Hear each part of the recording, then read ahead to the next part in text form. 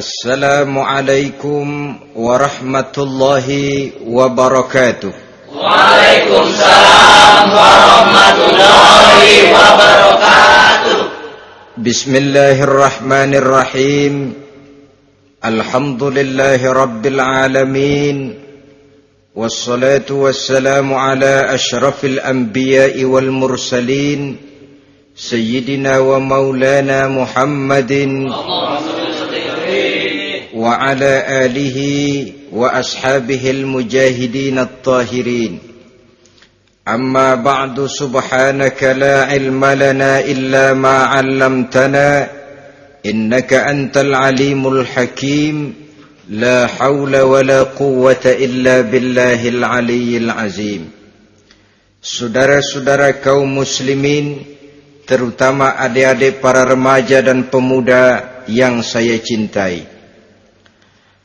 Apabila seseorang akan membangun rumah, tentu saja dia akan mengadakan beberapa pilihan. Sejak dari memilih lokasi di mana rumah itu akan didirikan, sampai kepada menentukan bahan-bahan kualitas yang akan dipakainya, sampai kemudian kepada wujud dan bentuk rumah yang akan ditinggalinya. Demikianlah bahwa untuk membangun sebuah rumah yang hanya untuk menaungi kehidupan di dunia ini, kita mengadakan berbagai macam pilihan. Apalagi kalau kita akan membangun sebuah rumah tangga yang kita harapkan tidak hanya akan menaungi kehidupan di dunia ini, tidak hanya untuk kepentingan kita saja, tetapi juga untuk kepentingan anak cucu kita di belakang hari, termasuk sampai kepada hari akhirat nanti. Oleh karena itu, pada pertemuan kali ini, saya hanya ingin khusus berbicara kepada adik-adik remaja dan para pemuda, bagaimana sebaiknya memilih jodoh menurut ajaran agama Islam. Dalam Al-Quran, Allah subhanahu wa ta'ala menjelaskan, Zuyyina linnasi hubbus syahawati minan nisa, bahwa manusia apapun jenisnya, asal dia bernama manusia, dihiasi dengan perasaan cinta kepada perempuan. Jadi sejak dahulunya secara fitrah, laki-laki senang kepada perempuan, sebagaimana perempuan pun senang kepada laki-laki. Dihiasi rasa cinta ini dalam kehidupan manusia. Dan oleh karena adanya rasa cinta, berkembanglah segala macam persoalan. Sehingga seorang ahli cinta pernah berkata, cinta adalah 5 huruf yang membuat persoalan tidak akan pernah selesai.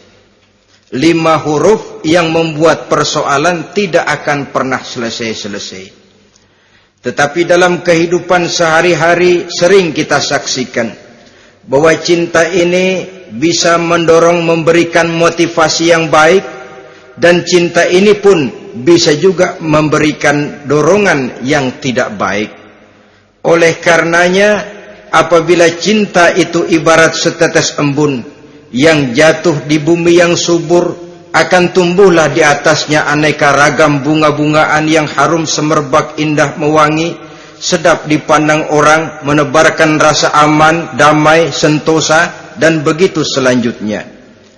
Tapi jika cinta itu jatuh di hati yang gersang dan tandus, tidak ada yang akan dapat tumbuh di sana selain sirih memanjat batu, kuning daunnya, lemah gagangnya. Maka cinta yang semacam itu tidak akan memberikan dorongan positif kepada seseorang di dalam kehidupannya. Maka lebih dahulu kita akan membicarakan cinta dalam artian yang positif ini, untuk nanti sampai kepada perempuan yang bagaimana yang harus kita cintai, atau laki-laki yang bagaimana yang harus dicintai oleh seorang perempuan. Saudara hadirin yang saya hormati, cinta dalam artian yang positif, pertama, dia selalu mendatangkan keindahan. Yang kedua, cinta itu memberikan energi atau semangat untuk berjuang. Dan yang ketiga, cinta itu selalu membawa resiko dalam bentuk pengorbanan. Maka cinta yang positif pertama melahirkan keindahan. Disinilah orang memerlukan filter atau saringan. Sebab keindahan yang didasarkan karena cinta itu merupakan satu keindahan yang relatif saja. Boleh jadi karena indah orang jadi cinta, boleh juga jadi karena cinta segala sesuatu terasa jadi indah. Namun bagaimanapun juga, kalau hati sudah diliputi oleh rasa cinta, segalanya akan terasa menjadi indah. Cinta itu adalah keindahan. Yang kedua, cinta itu energi, melahirkan dorongan dan semangat. Yang lemah bisa menjadi kuat, yang takut bisa menjadi berani, yang jauh jadi terasa dekat. Itu semua karena dorongan cinta. Dan dari energi ini lahirlah yang ketiga, bahwa cinta adalah pengorbanan. Sehingga orang berkata, berani bercinta artinya harus berani berkorban. Takut berkorban, jangan bercinta. Kalau cinta ini kita salurkan kepada nilai-nilai agama umpamanya, yang pertama, cinta mendatangkan keindahan. Kita cinta kepada agama, maka apapun yang diperintahkan oleh agama akan terasa menjadi indah. Solat akan terasa menjadi indah. Puasa terasa menjadi indah. Zakat terasa menjadi indah. Jihad pun akan terasa menjadi indah. Persis kalau kita cinta kepada seorang gadis. Jika kita cinta kepada seorang gadis, apanya saja akan kelihatan menjadi indah. Jalannya terasa indah, lenggang-lenggoknya terasa indah, suaranya merdu padahal cemprengnya bukan main. Seluruhnya akan mendatangkan keindahan karena dasarnya sudah cinta. Cinta membawa kepada keindahan. Yang kedua, cinta itu melahirkan energi. Orang yang cinta kepada agama akan lahir tenaga dan semangatnya melaksanakan ibadah, melaksanakan puasa, melaksanakan zakat, melaksanakan solat, melaksanakan haji, bahkan melaksanakan jihad sekalipun. Cinta selamanya menimbulkan energi dan semangat. Sama saja dengan kita apabila jatuh cinta kepada seorang gadis, walaupun rumahnya jauh, katanya, gunung pun akan kudaki, lautan pun kuseberangi. Untuk apa itu? Untuk menemui apa yang kita cintai. Cinta selamanya melahirkan energi. Capek tidak terasa, lelah tidak terasa, semuanya tertutup oleh keindahan yang bernama cinta. Lalu yang ketiga, cinta membawa pengorbanan. Apabila kita cinta kepada agama, maka pengorbanan terhadap apapun yang diminta oleh agama, baik itu pengorbanan waktu, tenaga, pikiran, harta, bahkan pengorbanan nyawa sekalipun, kita tidak akan berat melaksanakannya karena cinta kita kepada agama yang kita anut ini. Demikian juga cinta kita kepada seorang perempuan akan membuat kita rela berkorban. Apapun yang dia minta, jangankan kita tidak mampu, kita tidak mampu sekalipun, kita masih berusaha untuk mampu guna memenuhi tuntutan si buah hati belahan jantung. Kadang-kadang malam minggu si doi ngajak nonton, umpamanya duit tidak ada, gajian belum, kerja enggak. Timbullah inisiatif, entah sepatu kita jual ke tukang loa, entah celana mampir dulu ke tempat lain. Yang penting kita berkorban untuk memenuhi permintaan si buah hati belahan jantung. Ketika itu pengorbanan sudah tidak kita rasakan lagi. Bahkan pengorbanan yang paling pedih sekalipun, dalam gurau, dalam bercanda misalnya, dicubit kita oleh kekasih kita, pedih bukan main, terkelupas kulit, mengalir darah, bukan nangis, nyengir. malah kadang-kadang minta tambah dicubit lagi. Itulah romantikanya cinta, sanggup membuat orang berkorban, melahirkan energi dan semangat, menambah keindahan dalam kehidupan, sepanjang dia dalam artian yang positif. Kalau demikian masalahnya, di dunia yang penuh dengan perbenturan nilai sekarang ini, orang sering salah jalan bagaimana memilih jodoh untuk membangun rumah tangga yang bahagia. Jangan lupa bahwa membangun rumah tangga ini bukan hanya untuk 1-2 bulan, bukan hanya untuk 1-2 tahun, bahkan bukan cuma untuk kehidupan dunia, lebih daripada itu pun untuk menunjang kebahagiaan di akhirat. Oleh karenanya, memilih jodoh bukan satu hal yang mudah, bukan satu hal yang bisa dilaksanakan sambil lalu, tetapi memerlukan penelitian, memerlukan pengamatan yang mendalam. Apa petunjuk agama tentang itu? Dengan kata lain, bagaimana seharusnya seseorang memilih jodoh dalam kehidupannya? Ini tentu saja sumbangan moral buat adik-adik remaja dan para pemuda yang lagi kebingungan memilih jodoh, atau barangkali buat bapak-bapak yang kepengen nambah lagi.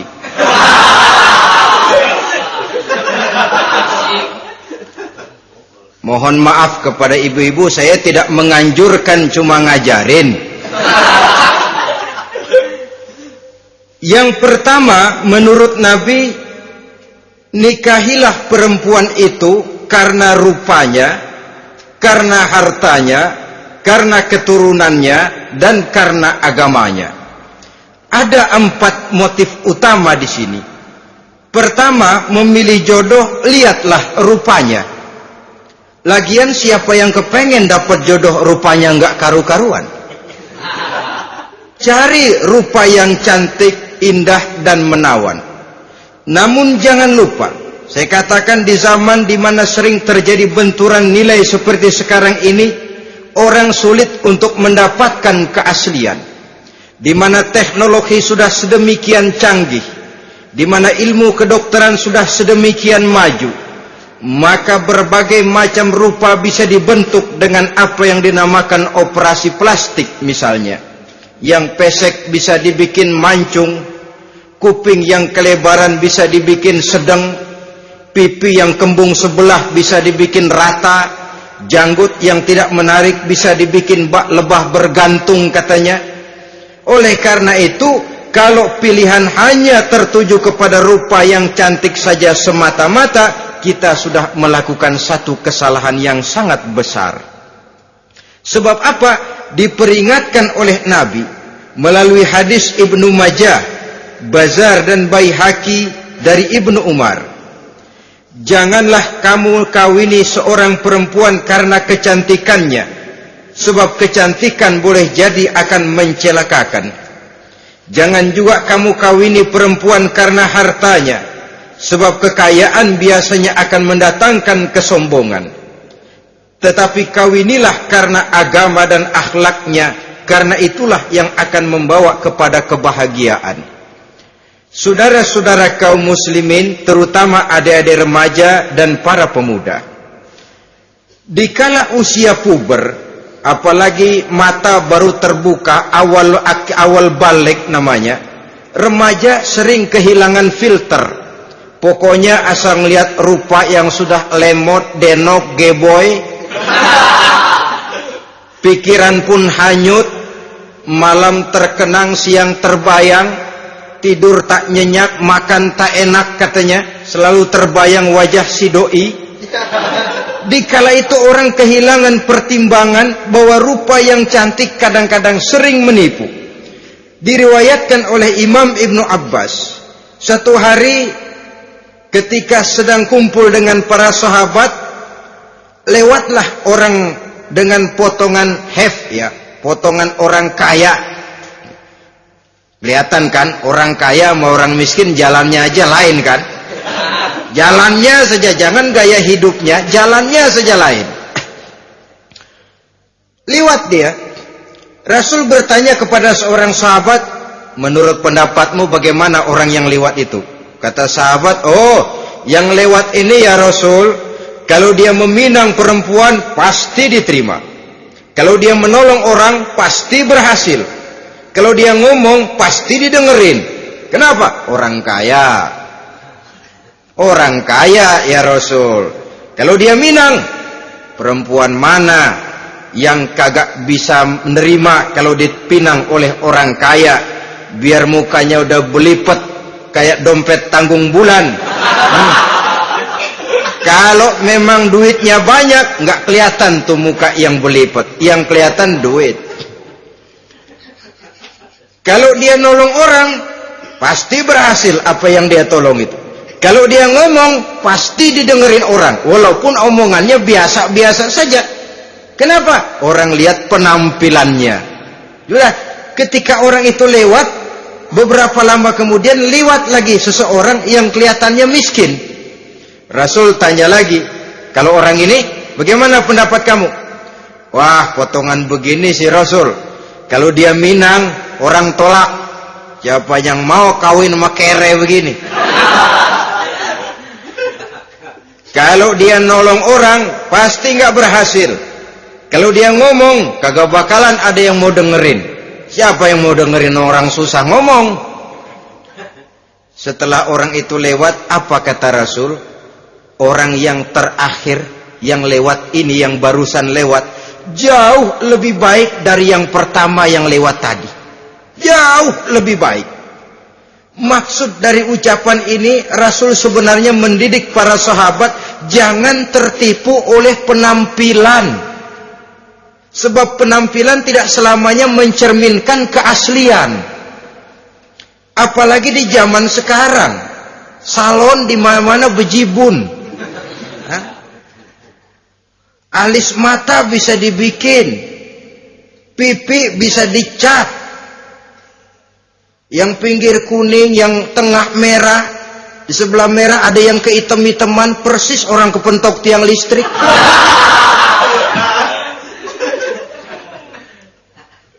Kecantikan yang artifisial, kecantikan yang bukan alami.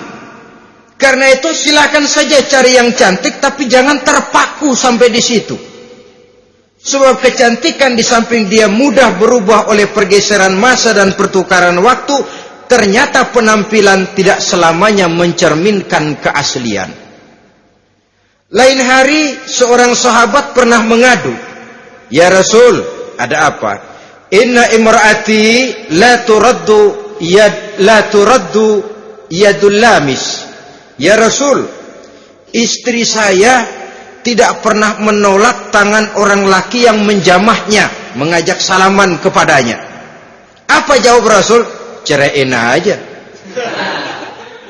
Tapi hati saya berat ya Rasul, saya cinta betul sama dia. Ya kalau hatimu berat, jaga dia baik-baik. Nah, dari riwayat ringkas ini kita ambil satu perbandingan. Memang punya istri berwajah cantik itu kadang-kadang si malakama kalau imannya tidak kuat. Si malakama. Kita diemin aja, binal, makan hati, nggak aman, nggak tentram. Jangan-jangan saya berangkat ke kantor, dia ngompreng.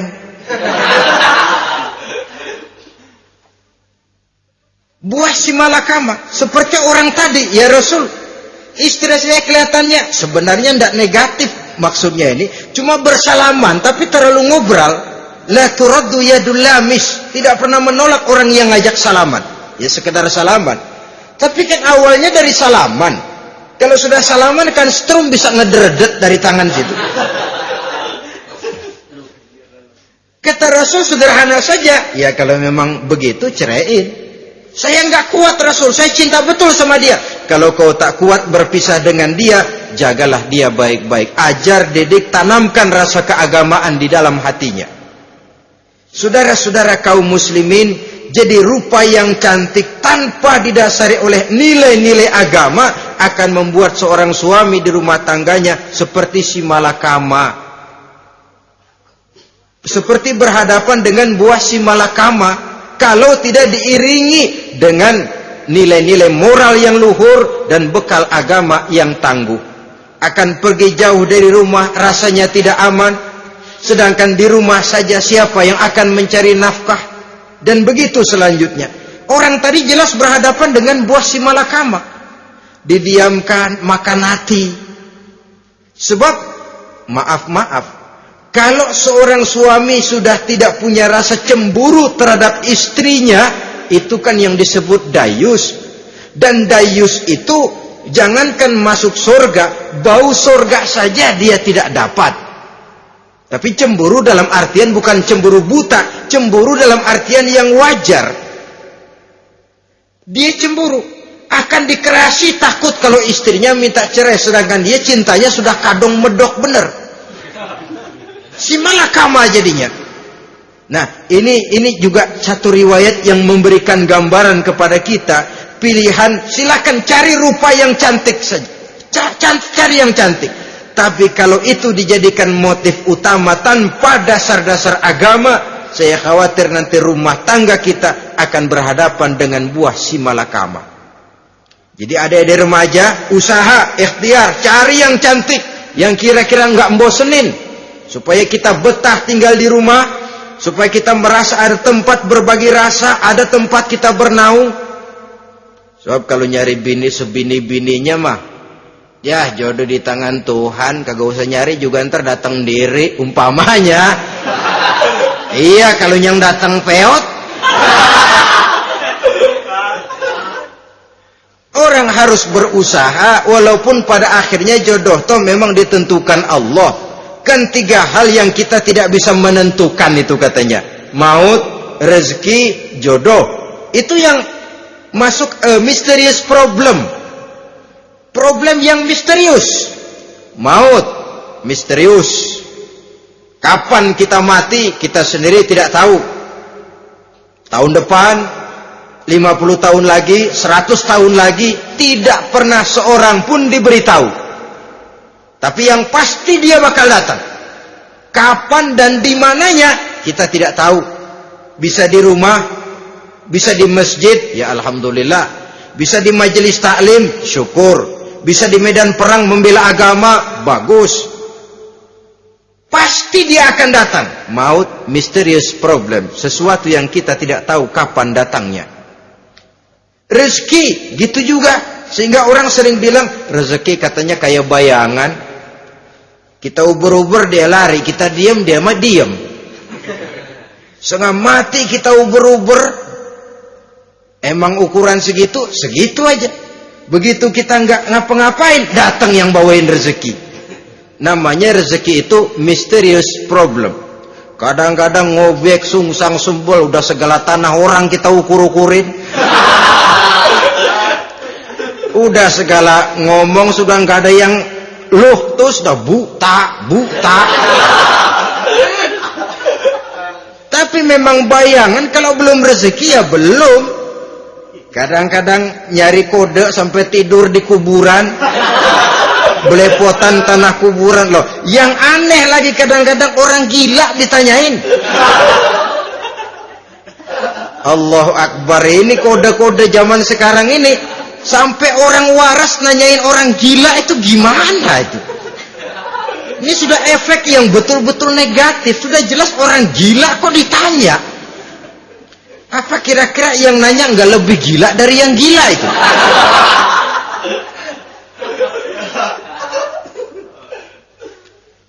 Saudara-saudara kaum muslimin, terutama adik-adik remaja dan para pemuda, jadi silakan saja cari rupa yang cantik. Karena dia akan jadi tautan hati, buah hati, belahan jantung, tempat kita berbagi rasa, tempat kita pulang dan tinggal di rumah tangga kita. Tapi hendaknya kecantikan rupa itu diiringi juga dengan kecantikan budi. Karena itu cari rupa yang cantik. Ini pilihan utama. Yang kedua, kata Nabi, harta, cari yang kaya. Tetapi jangan lupa, jangan dijadikan pilihan utama, karena kekayaan sering mendatangkan kesombongan. Apalagi kalau seorang pemuda mendapat istri orang kaya. hidupnya dimodali oleh istrinya, maka biasanya wibawanya sebagai seorang suami akan hilang. Akhirnya komando di tangan istri. Dikala itulah suami tidak lebih daripada prajurit yang taat kepada komando istrinya. Padahal menurut konsep Quran, ar-rijalu qawwamuna 'alan nisa, laki-laki diciptakan sebagai pembimbing bagi perempuan. Kalau nanti suatu saat terjadi benturan, sedangkan modal diberikan oleh istri, terjadilah pengungkitan. Kata istrinya apa? Lu jangan bertingkah, lu kan kawin sama gue modal lu kolor doang.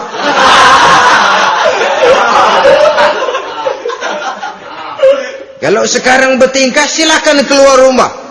Bawa seperti engkau datang dulu. Jangan bawa apa-apa. Pergilah seperti engkau datang dulu kemari. Hilanglah wibawa seorang suami. Suami kalau udah digentak sama istri begitu, ngelempuruk kayak ayam sampar. Di mana lagi letak wibawanya? Harta sering mendatangkan kesombongan. Oleh karena itu, walaupun diperintahkan cari yang keturunan orang kaya, tapi maksudnya jangan dompleng. Sebab kepribadian seorang suami akan ditentukan oleh sifatnya sendiri. Keberadaannya ditentukan oleh karya dan perbuatannya sendiri. Itulah yang akan menampilkan kepribadian dia dalam kehidupan di masyarakat ini. Saudara-saudara kaum muslimin, terutama adik-adik remaja dan para pemuda, kan kadang-kadang di zaman sekarang kan kelas-kelas gigolo, playboy ya, nyari tante-tante kesepian, mejeng-mejeng di pinggir-pinggir jalan dengan harapan apa? Ya barter lah, tukar tambah. Nah, supaya dapat rokok, dibelikan pakaian, motor dan sebagainya. Tapi yang jelas hilang harga diri sebagai laki-laki, dan itu yang paling mahal. Kalau seorang laki-laki sudah kehilangan harga diri, apalagi yang bisa dibanggakan dalam kehidupan ini? Apa artinya naik mobil kalau kepala tertunduk ke bawah? Apa artinya jalan di tengah masyarakat kalau kita tidak bisa menengadah dengan satu kebanggaan? Hilangnya harga diri merupakan kehancuran awal dari sebuah pribadi yang untuk jangka panjang kita tidak akan bisa lagi berbuat banyak. Tanpa harta orang memang sulit untuk bahagia, tapi harta semata-mata bukan merupakan jaminan bahwa orang lantas akan bahagia. Saya barangkali harus berkata, banyak orang miskin yang kaya, tapi tidak sedikit orang kaya yang miskin. Saya ulangi ini, banyak orang miskin yang kaya, tetapi tidak sedikit orang kaya yang miskin. Nah, bagaimana pengertiannya? Orang miskin yang kaya, materinya sederhana, peralatan rumah tangganya sederhana, tapi hatinya kaya. Oleh karena hatinya kaya, jiwanya lapang. Sebaliknya, orang kaya yang miskin, di tengah kelimpahan materi yang berlimpah, segalanya serba ada, hatinya yang miskin. Kelimpahan materi tidak akan sanggup mengobati kemiskinan hatinya. Sehingga di tengah kehidupan yang serba ada, dia masih merasa kurang, maka dia tidak pernah cukup. Di tengah kemilauan dan gemerlapan serta glamornya rumah mewah, dia merasa hidup di tengah gurun pasir yang gersang dan tandus. Karena itu, biarlah miskin harta tapi kaya budi, daripada kaya harta tapi miskin budi. Lebih utama lagi, kaya harta, kaya budi. Itu idealnya.